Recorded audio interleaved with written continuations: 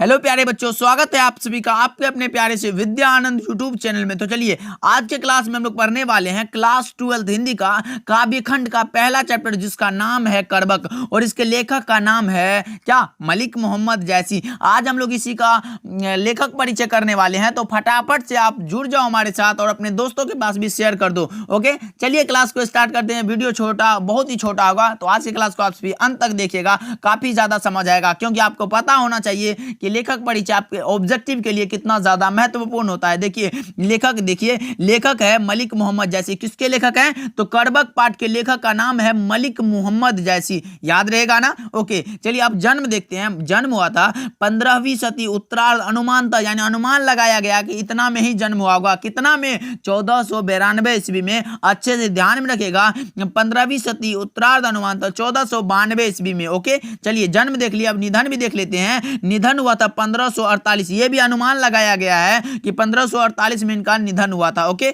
अब निवास स्थान देखिए, निवास स्थान है जायस कब्र, अमेठी, उत्तर प्रदेश। ओके, ध्यान में रखना है। पहले मैंने क्या बताया, करबक के लेखक कौन है? तो मलिक मोहम्मद जैसी, मलिक मोहम्मद जैसी। और जन्म कब हुआ था? 15वीं सदी उत्तरार्ध, अनुमान था 1492 ईस्वी में। और निधन कब हुआ था? तो 1548 अनुमान था, अनुमान लगाया गया है 1548 में इनका निधन हुआ था।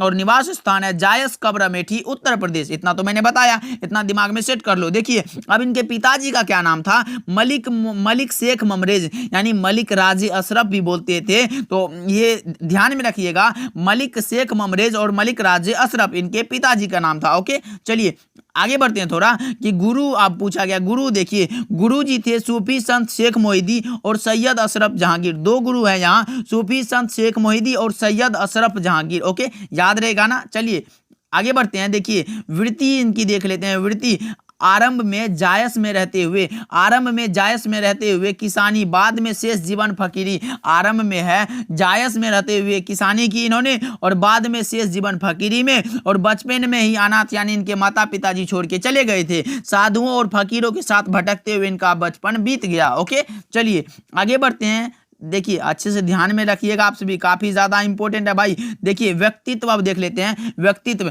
चेचक के कारण रूपहीन, भाई इसको चेचक हुआ था, ये भी ध्यान में रखेगा।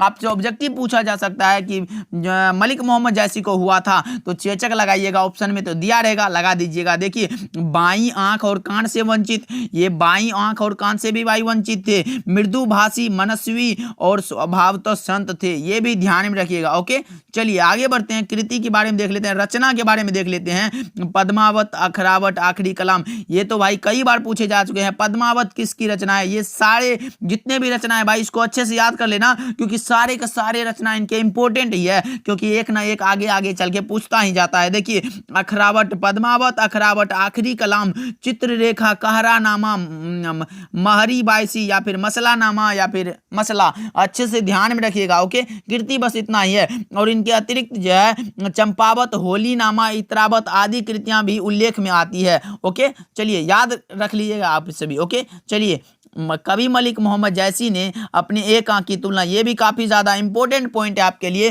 कवि मलिक मोहम्मद जैसी ने अपने एक आंख की तुलना दर्पण से की है। आपके बोर्ड एग्जाम में पूछा जा सकता है कि कवि मलिक मोहम्मद जैसी ने अपनी एक आंख की तुलना किससे की है, तो आप कमेंट करके जल्दी से लिखो आप सभी। प्रस्तुत पाठ करबक जो है यह पद्मावत से लिया गया है, यह भी इंपॉर्टेंट था, मैंने लिख दिया है। पद्मावत की अवधी भाषा में रचित है, पद्मावत अवधी भाषा में रचित है, ये भी ध्यान में रखिएगा। और पूछा जा सकता है कि मलिक मोहम्मद जैसी की कौन सी भाषा थी, तो अवधी। ओके, चलिए मलिक मोहम्मद जैसी प्रेम के पीर के कवि हैं, ये भी ध्यान में रखिएगा। प्रेम ख्यानक काव्य परंपरा के कवि हैं मलिक मोहम्मद जैसी। ओके, देखिए जैसी के काव्य का मुख्य रस कौन सा है? श्रृंगार रस है, ये भी ध्यान में रखिएगा, काफी ज्यादा इंपॉर्टेंट है। जैसी के, मलिक मोहम्मद जैसी के काव्य का मुख्य रस है श्रृंगार रस। ओके, चलिए और एक क्वेश्चन आपके लिए दे दिया गया था, करबक के रचयिता कौन है? इसका आंसर आप कमेंट करके बताओगे कि करबक के रचयिता कौन है, सूरदास, तुलसीदास, जैसी या फिर कबीरदास। इसका आंसर मुझे कमेंट में चाहिए। देखते हैं कौन सा बच्चा कितना याद करता है, तो आप याद कर लीजिएगा। इन सारे वीडियो में मैंने जितना बताया इसको भी याद कर लीजिएगा, और इसका आंसर आप कमेंट करके बताइएगा। मिलते हैं अगले क्लास में, और ये छोटा वीडियो कैसा लगा कमेंट करके जरूर बताना। चलिए।